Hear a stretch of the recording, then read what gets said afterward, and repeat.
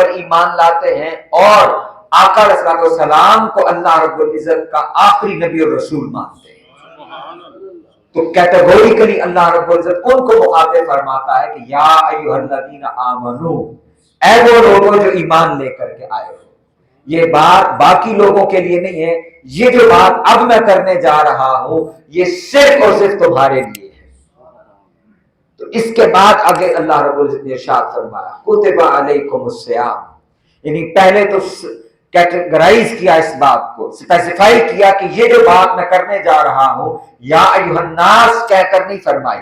یا ایھا الناس کا معنی یہ ہوتا کہ ساری انسانیت پر اگلا عمل لازم اور فرض ہے، نہیں، یا ایھا الذین آمنو، اب آگے جو حکم آ رہا ہے وہ انسانیت ساری کے لیے نہیں ہے، وہ خالصتاً صاحبان ایمان کے لیے ہے، کیونکہ یہ شریعت کا حکم ہے۔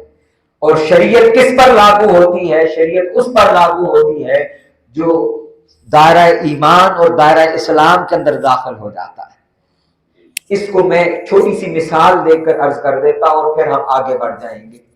یہ بالکل اسی طرح ہے کہ جیسے ہم اگر پاکستان میں رہتے ہیں تو ہم پاکستان کا آئی ڈی کارڈ ہولڈ کرتے ہیں، ہمارے پاس پاکستان کا آئی ڈی کارڈ ہے، تو ہمارے اوپر ریاست پاکستان کے قوانین لگتے ہیں، باہر کی دنیا کے کسی ملک کے قوانین ہم پر لاگو نہیں ہوتے یہاں رہتے ہوئے۔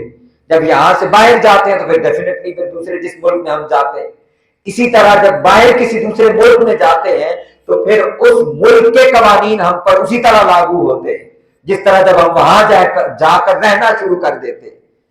تو اسی طرح یہ بھی، یہ اسلام کی جو ریاست ہے، جو عالمگیر ریاست ہے، اور اللہ رب العزت کی ساری زمین یہ اس کی رعایا ہے، اس میں اس نے اسپیسیفائی کیا ہے کہ وہ لوگ جنہوں نے اسلام اور ایمان لے آنے کے بعد اسلام کا آئی ڈی کارڈ حاصل کر لیا ہے، اب یہ حکم صرف ان لوگوں پر لازم لاگو ہوگا،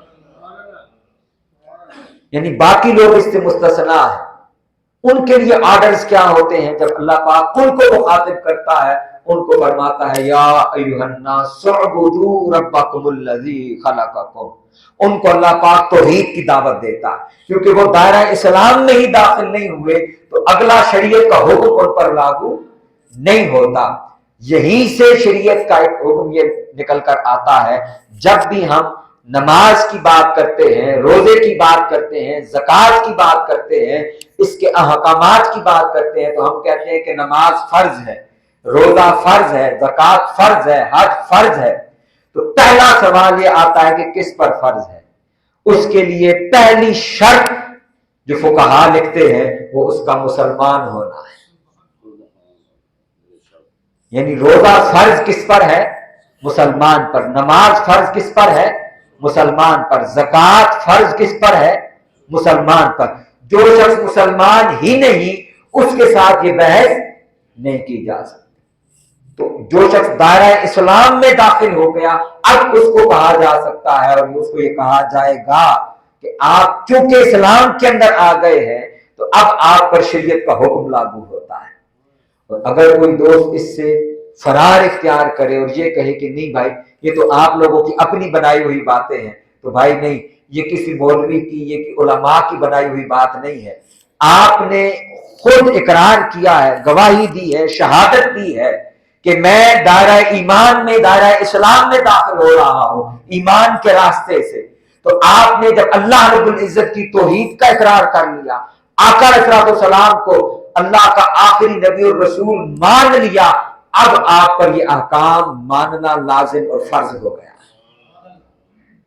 یہ اسی طرح فرض ہے جیسے کسی بھی ریاست کے قوانین لاگو ہوتے ہیں، ان کو ماننا لازم ہوتا۔ آپ دیکھیں نا ابھی چند دن پہلے روز پر بہت زیادہ چالان کا معاملہ تھا۔ اب کوئی شخص رک کے اگر سپاہیوں کے ساتھ بحث شروع کر دے وہ کوئی کہ میرا آپ چالان کس قانون کے تحت کاٹ رہے ہیں، وہ کہیں گے اس لیے کہ آپ صوبہ پنجاب کی روڈ کے اوپر ڈرائیو کر رہے ہیں، تو آپ پر پنجاب کا قانون لازماً لاگو ہوگا اور آپ کو اس کو فالو کرنا ہوگا۔ آپ کے پاس آپشن ہی نہیں ہے، یہ بات آپشنلی نہیں ہے، یہ فرض ہے، یہ لاگو ہے آپ کے اوپر۔ یعنی آپ کے پاس یہ چوائس نہیں ہے کہ آپ چوز کر سکیں کہ میں یہ اختیار کرتا ہوں یا نہیں کرتا ہوں۔ ہاں، चॉइस आपके पास पहले थी कि आप कहें कि मैं इस रियासत में जाकर रहना चाहता हूं या इस रियासत में नहीं रहता। जब आप इस रियासत में आ गए, अब लामुहाला आपको उसके सारे कानून फॉलो करने पड़ेंगे। वो आपकी मर्जी के मुताबिक हो या आपकी मर्जी के मुताबिक ना हो, आपको बाहर सूरत कानून को फॉलो करना पड़ेगा। ये दुनियावी कवानीन है। इसी तरह जब हम ईमान ले आते हैं और ईमान के जरिए इस्लाम की रियासत में दाखिल हो जाते हैं, अब अल्लाह रब्बुल इज्जत ने कुरान में और आका अलैहिस्सलाम की हदीस में जितने भी अहकामात हैं उनको, वो हमारे पास ऑप्शन नहीं है कि मैं इसको इख्तियार करता हूं या नहीं करता। देखें, अब जब उस कवानीन की कोई खिलाफ वर्जी करता है, कवानीन की खिलाफ वर्जी करता है, तो कानून तोड़ने पर उसको चालान होता है। कानून तोड़ने पर क्या होता है? चालान। इसको अंग्रेजी में कहते हैं पेनल्टी पड़ती है उसको। अभी पनिशमेंट पर नहीं पहुंचे, ये पहला स्टेप है। पहला स्टेप पेनल्टी होता है, तो उसको पेनल्टी पड़ती है कि आपको चालान है। अब अगर वो कहे कि जी मैं चालान भी जमा नहीं करवाता, अब वो पनिशमेंट की तरफ जाता है कि उसको कहा जाता है कि आपकी गाड़ी बंद कर दी जाएगी, आपको जेल होगी, आपको अदालत के सामने पेश किया जाएगा। यही अल्लाह रब्बुल इज्जत और ये इंसानों ने ये जो कवानीन बनाए, ये आइडिया लिया कहां से है? यही आइडिया इस्लाम ने, अल्लाह और उसके रसूल ने अता किया है कि ये जो अल्लाह और उसके रसूल के अहकामात हैं, अगर कोई शख्स इनको फॉलो नहीं करेगा तो जिस तरह दुनिया के कवानीन को फॉलो न करने पर उसको पेनल्टी और फिर पनिशमेंट होती है, अल्लाह के हुजूर भी इसी तरह बंदा गुनहगार ठहरता है, जुर्मदार ठहरता है और उस जुर्म पर उसकी पकड़ होती है। हाँ, उसके लिए अल्लाह रब्बुल इज्जत ने एक निजाम वज़ा फरमाया है कि जितना वक्त तुम्हारा दुनिया के अंदर है तुम रह लो, उसके बाद जब आखिरत में पेश होगे तो सारे अमाल, सारे चालान एक ही दफा पेश किए जाएंगे उस अदालत के अंदर और वहां तुम्हारा फिर फैसला हो जाएगा। ये अल्लाह रब्बुल इज्जत का निजाम है। उससे पहले पहले क्या है? हाँ, यहां पर मौके के ऊपर सजा है, यहां पर मौके के ऊपर चालान है, यहां पर मौके के ऊपर पेनल्टी है। कुर्बान जाइए उसकी रहमत पर, कुर्बान जाइए अल्लाह रब्बुल इज्जत के करम पर, उसके फजल पर, उसकी रहमत के ऊपर कि उसने इंसान को फिर भी मोहलत अता की कि उससे गलती हो जाए। गलती हो जाने के बाद भी ऑप्शन क्या मौजूद है कि इंसान तौबा और इस्तिगफार कर ले, माफी मांग ले, निदामत इख्तियार कर ले कि हाँ ये जुर्म मैंने किया जरूर था, और कबूल करते हुए जुर्म को डट ना जाए बल्कि जुर्म पर नादिम हो जाए। फकत निदामत पर अल्लाह रब्बुल इज्जत उस जुर्म को माफ फरमा देता है। उसके कानून, उसका कानून इंसाफ से ज्यादा फजल पर मबनी है। वो आदिल है वो इंसाफ फरमाने वाला, उससे बढ़कर इंसाफ फरमाने वाला कोई नहीं है। लेकिन उसने इंसाफ से ज्यादा जिसको फौकियत दी है अपने फैसलों में, वो उसका फजल है और उसकी रहमत है कि वो अपने फैसलों में रहमत और फजल का फैसला फरमाता। और वो ये है कि इंसान सिर्फ जुर्म कबूल करते हुए निदामत इख्तियार कर ले। वो कहता है तुम जुर्म कबूल करके नादिम और शर्मिंदा हो जाओ, मैं अपनी रहमत से तुम्हारा जुर्म माफ कर दूंगा। तो इसी तरीक पर अल्लाह रब्बुल इज्जत ने इरशाद फरमाया कि ऐ वो लोगों जो ईमान के जरिए दायरा इस्लाम में दाखिल हो चुके हैं, या अय्युहल्लज़ीना आमनू, वो लोग मेरे महबूब के मानने वाले हैं। ये बात सिर्फ उनके लिए है। और वो क्या? कुतिबा अलैकुमुस्सियाम, तुम पर रोजे फर्ज किए गए हैं। तो पहली बात यहां से पता चली वो ये है कि रोजे ये फर्ज इबादत है। रोजे क्या है? फर्ज इबादत है, ये नफली इबादत नहीं है। दीने इस्लाम के अंदर, शरीयत मुहम्मदी के अंदर एक माह के रोजे रखना ये फर्ज है। आगे अल्लाह पाक ने इरशाद फरमाया कमा कुतिबा अलल्लज़ीना मिन क़ब्लिकुम, फरमाया कि तुम ये ना समझो कि ये सिर्फ तुम्हें कहा गया है, नहीं, अल्लाह पाक ने तुमसे पहली उम्मतों पर भी इन रोजों को फर्ज किया था। ये तुमसे पहली उम्मतों पर भी ये रोजे फर्ज थे, इसलिए कि ये अल्लाह पाक ने उम्मत मोहम्मदिया को हौसला दिया, ढारस बंधाई कि तुम मेरे महबूब के उम्मती हो। ऐसा ना हो कि तुम्हें लगे कि कोई नई चीज है हमारे लिए, बोझ समझो अपने लिए। तो हौसला भी साथ में दे दिया कि ये तुम्हारे ऊपर बोझ नहीं है। तुम देखो तो तुमसे पहली उम्मतों पर भी روزے فرض کیے گئے تھے۔ ہاں ان کے روزوں میں اور تمہارے روزوں میں کچھ فرق ضرور ہے۔ اب یہ آقا علیہ السلام کی رحمت ہے جو ہمیں پھر چھوٹ عطا کر دیتی ہے۔ وہ کیا ہے؟ پہلی امتوں کے اور ہمارے روزوں میں فرق یہ ہے کہ وہ روزہ رکھتے تھے پورے دن کا، یعنی ان کا ایک وقت کا افطار تھا۔ مثلا انہوں نے مغرب کے وقت میں مثال دے رہا ہوں صرف کہ اگر انہوں نے مغرب کے وقت افطار کیا ہے تو دوبارہ ساری رات اور اگلا پورا دن وہ کچھ کھانے کی اجازت نہیں، نہ کچھ پینے کی اجازت ہے، بلکہ پورا دن اور رات گزارنے کے بعد جب دوبارہ وہ وقت آئے گا وہی افطار کا وقت صرف ان کو اتنی دیر کے لیے اجازت ہوگی کہ وہ کھا پی سکتے ہیں۔ جیسے ہی وہ افطار کا وقت ختم ہو جائے گا دوبارہ روزہ شروع ہو جائے گا۔ ہمارے لیے کیا فرمایا؟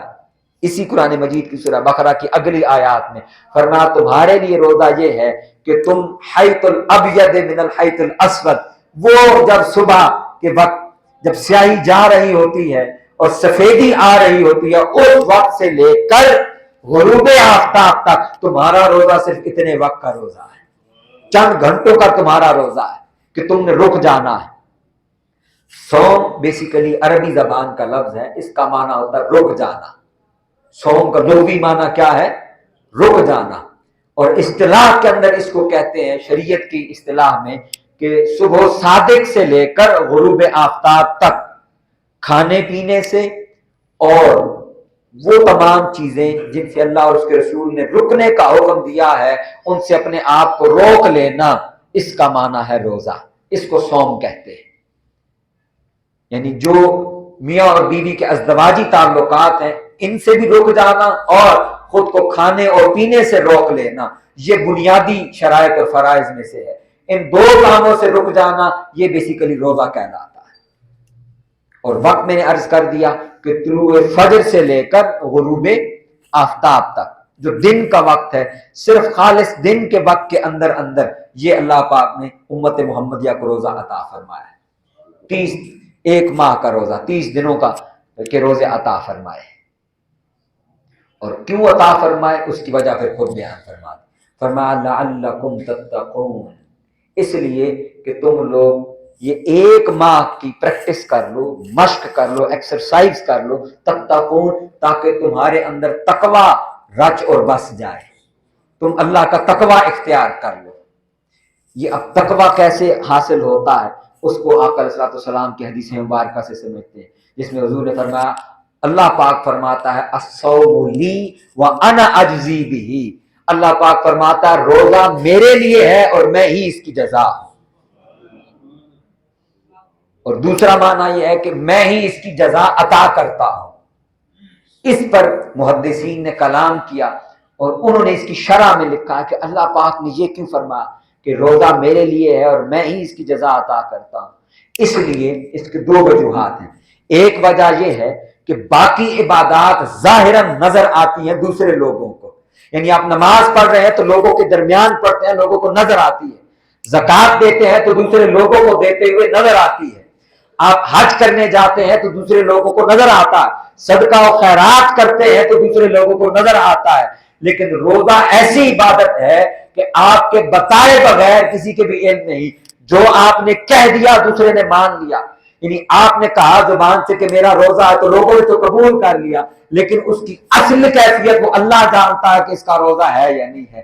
تو فرمایا کیونکہ یہ چھپی ہوئی عبادت ہے، اس کو صرف میں دیکھ رہا ہوتا ہوں، اس بندے کی دل کی کیفیت کو بھی میں دیکھ رہا ہوتا ہوں، فرمایا اس لیے روزہ میرے لیے ہے اور قیامت کے دن میں ہی اس کی جزا ہوں، میں خود اپنے دیدار سے روزہ دار کو اس کی جزا عطا کروں گا، اور دوسرا فرمایا اپنی بارگاہ سے روزہ دار کو جزا عطا کروں گا۔ اور دوسری شرح محدثین نے کی اور انہوں نے بیان کیا کہ روزہ ایک ایسی عبادت ہے کہ جو اللہ پاک نے فرمایا نا کہ میرے لیے ہے اور میں ہی اس کی جزا ہوں، تو معنی یہ ہے کہ کسی بھی دور کے اندر لوگوں نے روزے کے ذریعے شرک نہیں کیا، یعنی باقی عبادتوں میں تو لوگ شرک کرتے ہیں نا، یعنی دوسرے بتوں کے سامنے سجدہ کر لیا، تو جیسے نماز میں بھی سجدہ ہے تو وہ سجدہ وہاں پر لوگوں نے شرک کر لیا، شامل کر لیا۔ اسی طرح بتوں کے چڑھاوے چڑھا کر ان کے نام پر وہ اپنے صدقات اور خیرات اور قربانیاں وہ عطا کرتے رہے. اسی طرح حج بھی وہ بت کعبے میں رکھ کے تو ان کا ننگا طواف کرنا اور ان کو راضی کرنا اور ان کو خوش کرنا، اور یہ سارا عقیدہ رکھ کے لوگ کرتے رہے. تو باقی عبادتیں لوگ ان کے ذریعے شرک کرتے رہے، لیکن روزہ ایسی عبادت ہے کہ انسانی تاریخ کے اندر کبھی نہیں دیکھا گیا کہ روزے کے ذریعے کسی بھی قوم اور امت نے شرک کیا ہو. تو اس لیے بھی اللہ پاک نے فرمایا کہ روزہ میرے لیے اور میں اس کی جزا ہوں. تو رمضان المبارک کا جب مہینہ یہ آنے والا ہوتا تھا تو آقا علیہ الصلوۃ والسلام پہلے سے اس کی تیاری شروع فرما دیتے. یہ شعبان کے مہینے میں حضور اس کی تیاری فرماتے. کیسے؟ جو میں نے آپ سے گزشتہ نشستوں میں عرض کیا کہ آقا علیہ الصلوۃ والسلام کثرت سے روزے رکھا کرتے. سیدہ عائشہ صدیقہ فرماتی ہیں رضی اللہ تعالی عنہا کہ حضور رمضان کے علاوہ سب سے زیادہ جس مہینے میں روزے رکھتے وہ شعبان کا مہینہ. پھر آقا علیہ الصلوۃ والسلام نے 3 مرتبہ صحابہ کرام سے سوالیہ انداز میں حضور نے فرمایا ماذا یستقبلکم وتستقبلون، ماذا یستقبلکم وتستقبلون، ماذا یستقبلکم وتستقبلون، کون تمہارا استقبال کر رہا ہے اور کس کا تم استقبال کر رہے ہو. حضرت عمر فاروق رضی اللہ تعالیٰ عنہ نے عرض کیا یا رسول اللہ صلی اللہ علیہ وسلم، یا رسول اللہ کیا وہی اترنے والی ہے یا کسی دشمن نے حملہ کر دیا اور جہاد کا حکم ہونے والا ہے، جنگ ہونے والی ہے؟ آقا علیہ السلام نے ارشاد فرمایا نہیں.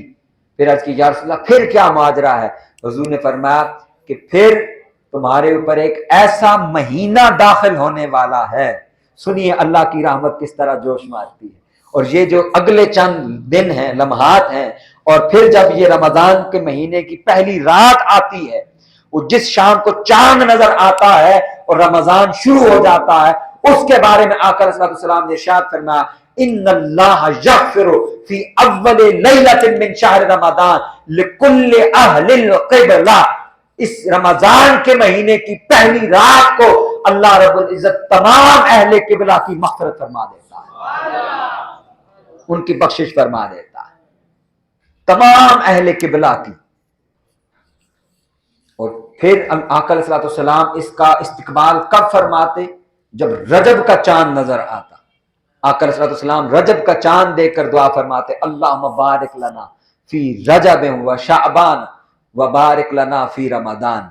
باری تعالیٰ تو ہمارے رجب اور شعبان میں بھی برکت عطا فرما اور برکت کے ساتھ ہم پر رمضان کو جاری فرما.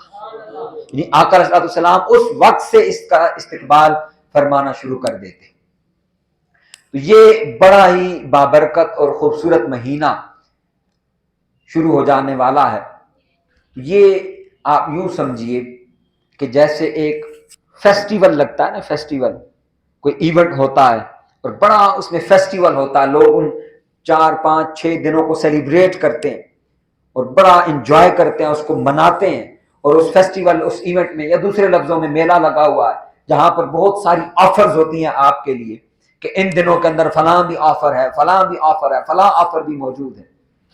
جیسے 14 اگست آتا ہے یا 23 مارچ آتا ہے یا نیو ایئر، نیا سال شروع ہوتا ہے، تو مختلف برانڈز جو ہیں، مختلف دکانوں کے لوگ وہ سیل لگاتے ہیں، وہ آفرز لگاتے ہیں کہ جی نیو ایئر کے اوپر ہماری یہ سیل اور آفر ہے، 14 اگست پر آزادی کے موقع پر ہماری یہ سیل اور آفر ہے. تو اسی طرح یہ مہینہ بھی یہ آفرز کا مہینہ ہے. اللہ رب العزت نے اس میں آفرز اناؤنس فرما دیتا ہے کہ اے امت محمدیہ تم پر روزے بھی فرض کیے گئے ہیں اور تمہارے لیے اللہ رب العزت نے اس پر آفرز بھی اناؤنس کر دی ہیں. اور وہ آفرز کیا ہیں؟ فرمایا کہ جب رمضان کا مہینہ شروع ہوتا ہے وَفُتِحَتِ الْأَبْوَابِ الْجَنَّةِ، اللہ رب العزت جنت کے دروازے کھول دیتا ہے. وَغُلِّقَتِ الْأَبْوَابِ النَّارِ، اور اللہ پاک جہنم کے دروازے بند فرما دیتا ہے. اور فرمایا ساتھ ہی ساتھ فرمایا کہ پھر شیاطین کو زنجیروں کے اندر جکڑ دیا جاتا ہے، اس کو قید کر دیا جاتا ہے، اس کو روک دیا جاتا ہے کہ وہ اللہ رب العزت کے بندوں کو پریشان کرے، ان کو تنگ کرے، اور خاص اس مہینے کے اندر ان کو اللہ کی بارگاہ میں جھکنے سے روکے. تو فرمایا اللہ رب العزت پورا اہتمام فرما دیتا ہے بندوں کے لیے. اور آفرز کیا لگ جاتی ہیں؟ آفرز یہ لگتی ہیں، فرمایا جو اس مہینے کے اندر ایک نفل ادا کرتا ہے اس کو فرائض جتنا ثواب ملتا ہے، اور فرمایا جو ایک فرض ادا کرتا ہے تو اس کو 70 فرضوں جتنا ثواب ملتا ہے۔ پھر اس کے ساتھ ساتھ آقا علیہ السلام نے ارشاد فرمایا جس نے ایمان کے ساتھ اور احتساب کی حالت میں اس ماہ کے روزے رکھے، دن کو روزہ رکھا اور رات کو قیام اللیل کیا، جس کو نماز تراویح ہم کہتے ہیں اس کو قیام اللیل کہتے ہیں، فرمایا جس نے قیام اللیل کیا اور دن کو پورے اخلاص کے ساتھ روزہ رکھا تو فرمایا اللہ رب العزت اس کے پچھلے سارے گناہ معاف فرما دیتا ہے۔ آفرز ہیں یا نہیں ہیں؟ دیکھیں اللہ پاک بھی تو اناؤنسمنٹ فرما رہا ہے نا، آقا علیہ السلام اناؤنسمنٹ پہنچا رہے ہیں، فرما رہے ہیں کہ آپ کے لیے آفرز کیا لگی ہیں اس ماہ کے اندر، دنیاوی طور پر دیکھو گے تو تمہیں برکت بھی نصیب ہوگی، اللہ رب العزت اس ماہ کے اندر بہت زیادہ برکت عطا فرما دیتا ہے۔ آپ دیکھیں کہ ہمارے دسترخوانوں کے اندر کتنی وسعت آ جاتی ہے، یہ بھی ایک آفر اللہ رب العزت کی طرف سے ملتی ہے۔ پھر لوگ زیادہ خرچ کرتے ہیں اس مہینے کے اندر، اور خود آقا علیہ السلام کا معمول یہ ہوتا تھا کہ حضور فرمایا کہ کسی تیز آندھی کی طرح آقا علیہ السلام اس ماہ کے اندر سب سے زیادہ صدقہ فرمایا کرتے تھے، سب سے زیادہ تیز آندھی کی طرح حضور صدقہ فرماتے اس ماہ کے اندر، کیوں کہ فرمایا کہ اس ماہ کے اندر اجر بڑھا دیے جاتے ہیں، برکت بڑھا دی جاتی ہے انسانوں کے لیے۔ پھر اسی طرح آگے آقا علیہ السلام نے ارشاد فرمایا کہ روزہ دار جو ہے فرمایا اس کے جو منہ سارا دن خشک رہتا ہے اور اس منہ خشک رہنے کی وجہ سے منہ کے اندر ایک سمیل پیدا ہو جاتی ہے، فرمایا کہ جان لو کہ اللہ رب العزت کے نزدیک یہ جو سمیل ہے روزہ دار کے منہ کی، یہ قیامت کے دن مشک کی خوشبو سے بھی زیادہ بہتر ہے، اس کو پسند ہے۔ یعنی یہ دن کا روزہ رکھنا اللہ رب العزت کو اتنا محبوب ہے۔ یہ اس کو ہم اس انداز میں بھی سمجھیں کہ یہ اللہ پاک اور اللہ کے محبوب علیہ السلام ہمیں موٹیویشنز دے رہے ہیں کہ ہم میں سے کوئی دوست اپنے عذر نہ سامنے لے کر کے آ جائیں کہ فلاں وجہ ہے، فلاں معاملہ ہے، میں یوں نہیں کر سکتا، میرے لیے مشکل ہے۔ یہ موٹیویشنز ہیں کہ اللہ کے بندوں تم پر صرف فرض نہیں کیے، فرض کر یعنی اس میں آپشن نہیں، چوائس نہیں ہے، ایک تو تم پر لازم قرار دے دیا ہے، اور لازم قرار دینے کے ساتھ ساتھ کیا دوسری چیز ہے؟ آپ دیکھیں دنیا میں کوئی آپ کے پاس، جو میں نے پہلے مثال دی، آپ قانون کو بہت زیادہ فالو کرتے ہیں، تو آپ کو کیا کبھی کسی نے کوئی آفر بھی دی ہے گورنمنٹ کی طرف سے بھی آپ قانون کو بہت اچھا فالو کر رہے ہیں، تو ہم نے ایک مہینہ دیکھا ہے کہ آپ نے قانون کو اچھا فالو کیا ہے، ہماری طرف سے آپ کے لیے فلاں اناؤنسمنٹ ہے، آپ کے لیے فلاں انعام بھی ہے۔ دنیا میں ایسا ہوتا ہے نہیں۔ دیکھیے اللہ رب العزت کیا فرما رہا ہے، فرماتا ہے تم ایک مہینہ میرے آرڈرز کو فالو کر لو، میرے بتائے ہوئے طریق پر اس کو گزار لو، میری طرف سے تمہارے لیے انعامات کی بارش ہی بارش ہے۔ اللہ پاک کے خزانوں کے بھی تمہارے لیے کھول دیے گئے، اس کی رحمت کے، اس کے فضل کے، اس کی بخشش کے منہ تمہارے لیے کھول دیے گئے۔ یہ رمضان کی جو موٹیویشن ہے جو خود اللہ رب العزت نے عطا فرمائی ہے۔ اس کے بعد اب ہم بڑھتے ہیں کچھ رمضان کے ابتدائی مسائل کی طرف، ان کو سمجھ لیتے ہیں کہ رمضان شروع ہونے سے پہلے پہلے جو چیزیں ہمیں درپیش ہوتی ہیں ان کو بھی ہم سمجھ لیتے ہیں۔ اس پر بھی آقا علیہ السلام کی حدیث مبارکہ ہے، جو آقا علیہ السلام نے ارشاد فرمایا صوموا لرؤیتہ وافطر لرؤیتہ فإن غم علیکم فعدۃ ثلاثین۔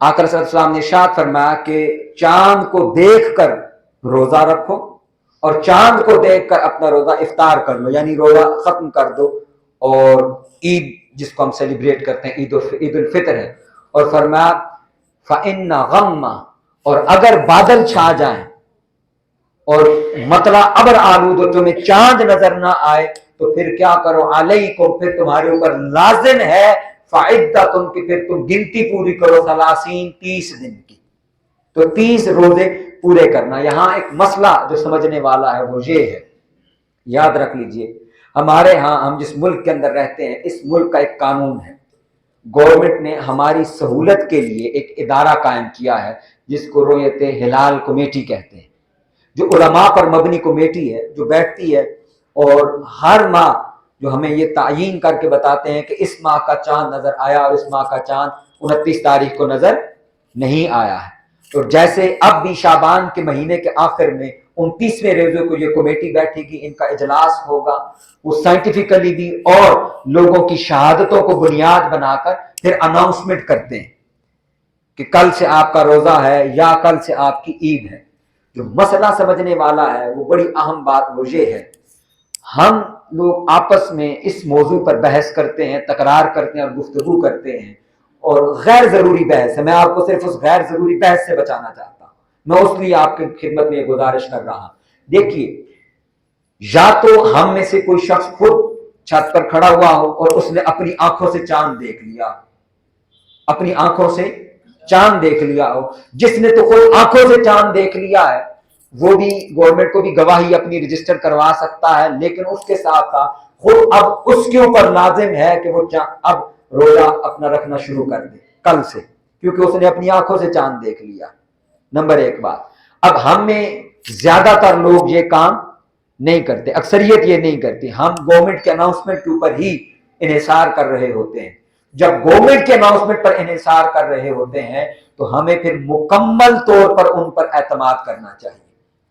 یہ میں فقہی مسئلہ عرض کر رہا ہوں، اگر وہ اناؤنس کر دیں کہ یہ مہینہ 29 کا ہے اور کل سے روزہ ہے تو ہم نے اسی کو قبول کرنا ہے۔ کیوں کہ شریعت کا حکم یہ ہے کہ 29 پر آپ اس کو چاند دیکھ کر اپنا روزہ آغاز کر سکتے ہیں اور 29 پر اس کو افطار کر سکتے ہیں۔ تو انہوں نے ہماری گنتی خراب نہیں کی، یعنی ہمارا اعتراض تب بنتا ہے کہ اگر 28 دنوں پر وہ ہمیں یہ فیصلہ سنا دیں، یعنی آج آپ کہیں کہ شعبان کی 28 تھی اور آج گورنمنٹ نے فیصلہ سنا دیا کہ کل روزہ ہے، تو پھر تو ہم بابے نہ کر سکتے ہیں۔ ایسا کبھی ہوا ہے بتائیں؟ ایسا نہیں نا کبھی ہوا۔ 29 پہ ہی ہوتا ہے ہمیشہ فیصلہ، یا 29 پر ہوتا ہے یا 30 ہم گنتی۔ اور دوسرا کیا ہے، اگر 29 پر نہیں ہوا تو پھر حدیث میں دوسرے الفاظ یہ ہیں کہ پھر تم اپنی 30 دن کی گنتی پوری کر لو، 31واں دن تم نے نہیں چڑھنے دینا۔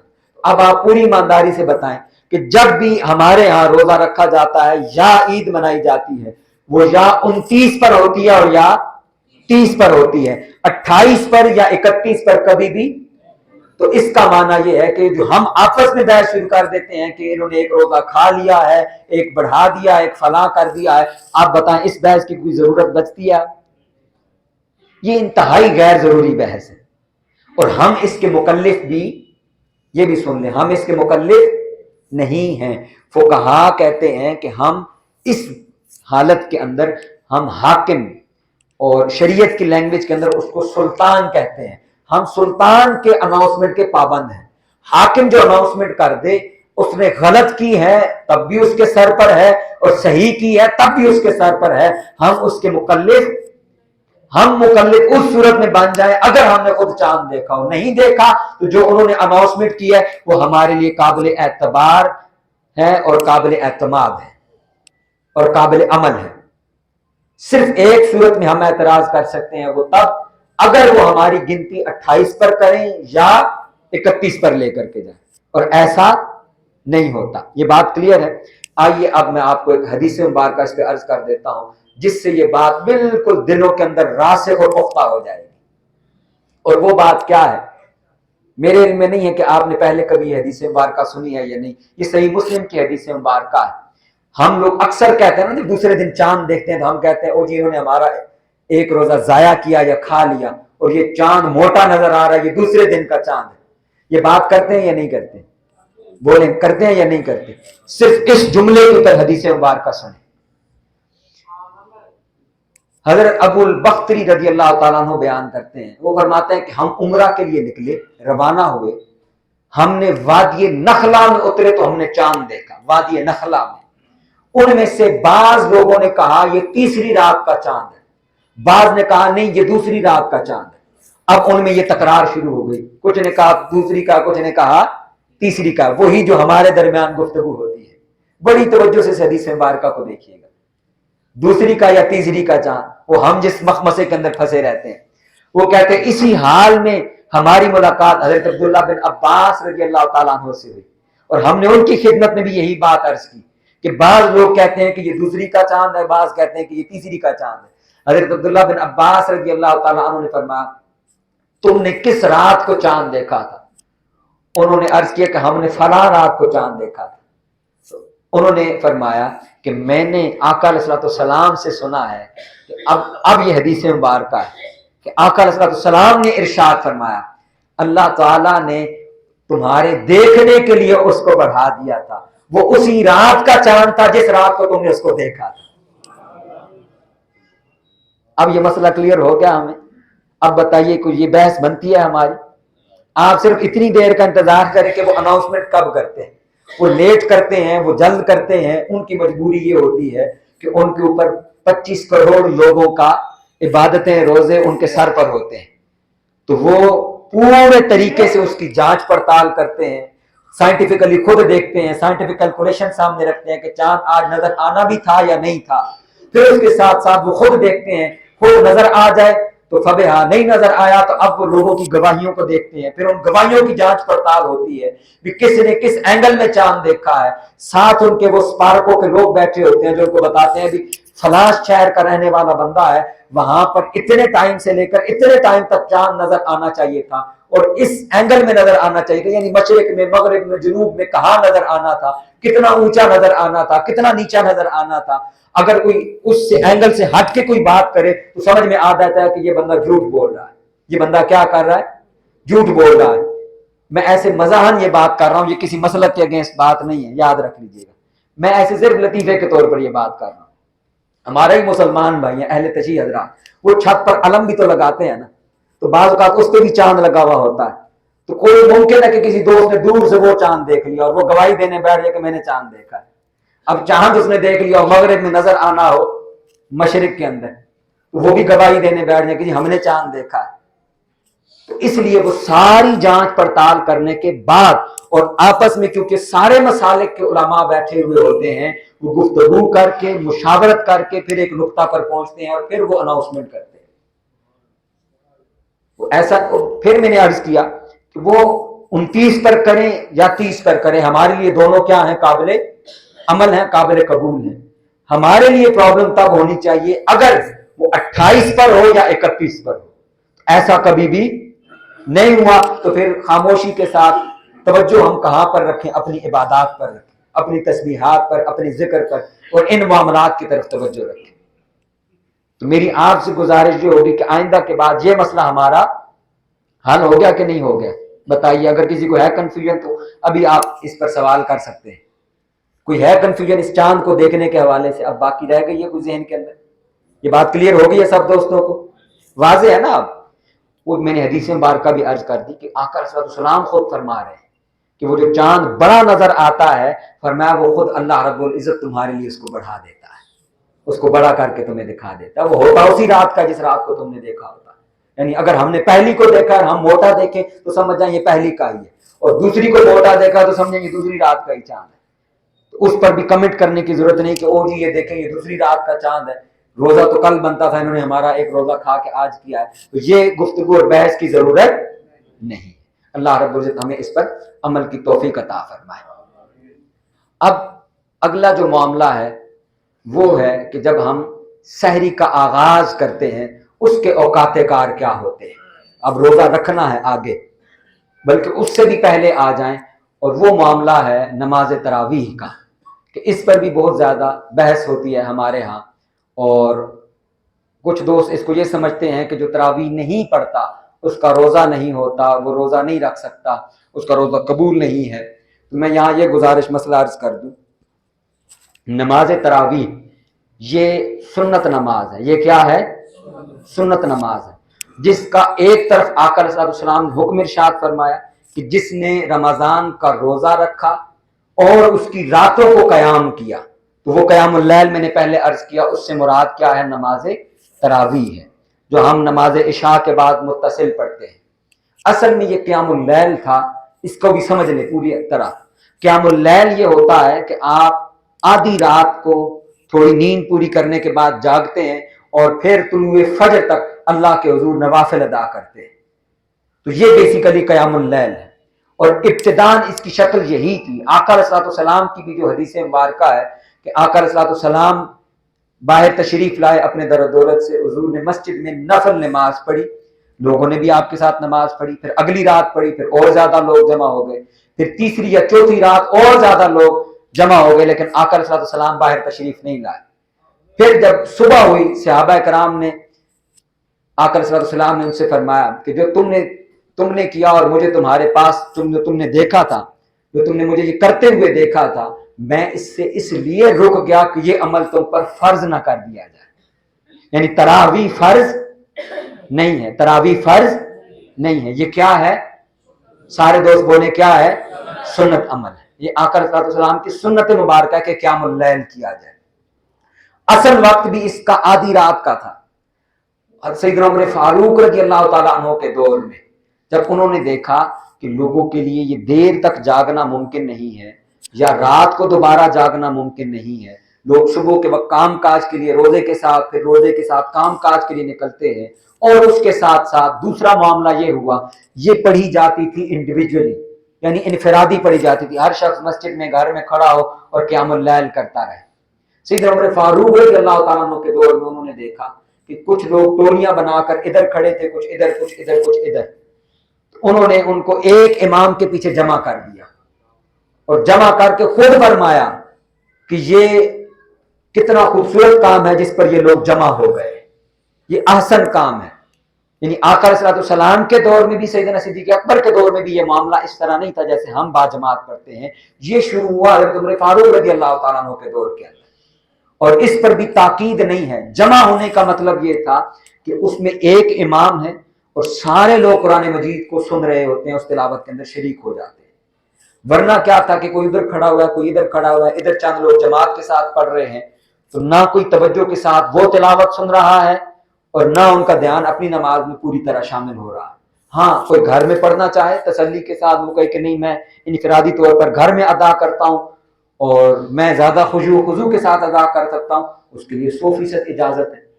اس بات کی کوئی پابندی, اس کے لیے خود کو مشکل میں ڈالنے کی ضرورت نہیں ہے. اس کو بھی آسان سمجھیں. یاد رکھ لیں آقا علیہ السلام نے ارشاد فرمایا الدین یسر, دین آسانی کا نام ہے. دین کس کا نام ہے؟ آسانی کا نام. تو خواہ میں اپنے اوپر جبر اور سختی کی ضرورت. خود آقا علیہ السلام نے ایک اور حدیث مبارکہ میں ارشاد فرمایا, حضور نے فرمایا دین میں بے جا سختی اس کی اجازت نہیں ہے. جو چیزیں آسانی کے ساتھ ہو سکتی ہیں. اب اس میں آگے ہمارے لوگ پھر ایک مباحثے کے اندر پڑ جاتے ہیں کہ جی 8 رکعت ہیں کہ 20 رکعت ہیں, یہ قیام اللیل ہے. ساری امت, اس پر میں ایک جملہ صرف اتنی ڈسکشن عرض کر رہا ہوں کہ اس بحث کا صرف ایک سادہ سا جواب ہے قیام اللیل ہے. جو جس کو جتنی توفیق ہے وہ ادا کرے. لیکن آقا علیہ السلام کے دور سے لے کر تمام صحابہ کرام کے بعد تابعین, تبع تابعین, اور اس وقت بھی پوری دنیا کے اندر ساری کی ساری امت وہ 20 رکعت ہی پڑھتی ہے.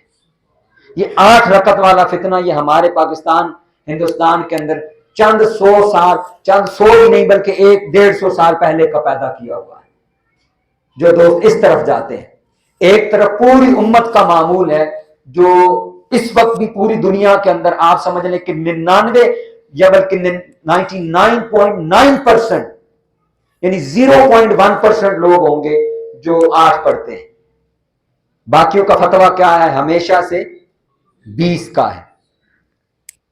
آپ شکر کریں کہ آپ فقہ حنفی کے ماننے والے ہیں. اگر فقہ شافعی یا فقہ مالکی میں جائیں گے نا تو وہاں پر 33 کا بھی فتویٰ موجود ہے اور 39 کا فتویٰ بھی موجود ہے. تو اس سے 20 سے کم نہیں ہے, 20 سے زیادہ کا فتویٰ موجود ہے, 20 سے کم کا فتویٰ موجود نہیں ہے. لیکن میں پھر عرض کروں گا آقا علیہ السلام کی سنت ہے, قیام اللیل ہے, کریں ضرور جس کو جتنی استطاعت ہے, لیکن 8 سے کم نہ کریں, 8 یا اس سے زیادہ ضرور کریں. کچھ دوست پریشان بھی ہوں گے, مجھے بزرگ کہیں گے بھی جی آپ نے عجیب نئی بات کر دی ہے, لوگ پہلے نہیں آتے, آپ نے چھوٹ دے دی ہے. پھر میں وہی بات کروں گا جو اللہ اور اس کے رسول نے کہی ہے. ہم میں نے پہلے عرض کیا کہ بے جا سختی کی ضرورت نہیں ہے. یہ ایک آفر لگی ہوئی ہے, سیل لگی ہوئی ہے, جو جا کے حاصل کرنا چاہے کر لے, جو نہیں کرنا چاہتا وہ اس سے محروم ہے. محروم کیا ہے وہ حدیث مبارکہ سن لیا. آقا علیہ السلام اپنے منبر پر سیڑھیاں چڑھ رہے تھے, 3 سیڑھیاں تھیں. آقا علیہ السلام نے پہلی سیڑھی پر قدم رکھا تو آقا علیہ السلام نے فرمایا آمین. دوسری پر قدم رکھا حضور نے فرمایا آمین. تیسری پر قدم رکھا حضور نے فرمایا آمین. صحابہ کرام نے عرض کی یا رسول اللہ صلی اللہ علیہ وسلم یہ کیا معاملہ تھا, آپ نے ہر سیڑھی پر قدم رکھتے ہوئے آپ نے آمین فرمایا, اس کا معنی کیا تھا؟ آقا علیہ السلام نے ارشاد فرمایا کہ میرے پاس جبرائیل امین حاضر ہوئے. انہوں نے پہلی دعا کی یا رسول اللہ خاک آلود ہو اس شخص کی ناک جس نے رمضان کا مہینہ پایا اور وہ اپنی بخشش نہ کروا سکا. تو یہ محرومی ہے. دوسری بات فرمایا خاک آلود ہو وہ شخص کہ جس نے اپنے والدین کو بڑھاپے میں پایا اور اپنی بخشش نہ کروا سکا. اور تیسرا فرمایا خاک آلود ہو اس شخص کی ناک جس کے سامنے آپ کا ذکر ہو اور وہ آپ پر درود پاک نہ پڑھے. سارے دوست آقا اسلام پر درود پاک پڑھیں. اللہم صلی علی سیدنا و مولانا محمد وعلی آلہ وصحبہ وبارک وسلم علیہ.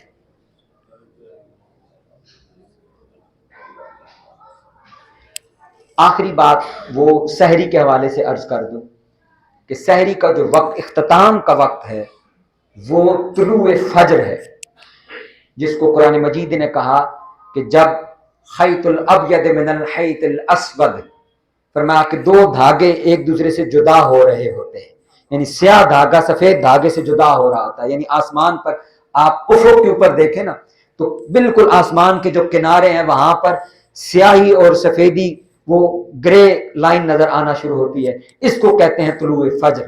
ہمارے لیے آسانی کیا ہے, ہمارے پاس موبائل فونز کے اندر ایپس میں بھی ٹائمنگ موجود ہے, کیلنڈرز موجود ہیں جن پر ٹائمز لکھا ہوا ہوتا ہے کہ 5:20 وہ انتہائے سحر ہے. انتہائے سحر کا معنی یہ ہوتا ہے کہ اس سے اگلا جو منٹ ہوگا وہ طلوع فجر کا ہے, یعنی اس سے فجر کا ٹائم شروع ہو جاتا ہے. جو مسئلہ یہاں عرض کرنا ہے وہ بھی آقا علیہ السلام کی رحمت ہے. میں بات ختم کر کے گفتگو کو ختم کر دوں گا. آپ سے درخواست ہے کہ یہ بات سن کر آپ نے حضور پر ایک مرتبہ درود پاک پڑھنا ہے لازمی طور پر. ایک پہلے پڑھ لیں, ایک آخر میں پڑھ لیجیے. آقا علیہ السلام نے ارشاد فرمایا کہ سحری کو لازم پکڑو کہ اللہ پاک نے اس میں برکت رکھی ہے. یعنی کچھ لوگ ہیں وہ سحری نہیں کرتے, وہ رات کو یا افطار کے وقت ہی کھا کر وہ کہتے ہیں ہم سو جاتے ہیں, ہم سے صبح کے وقت اٹھا نہیں جاتا.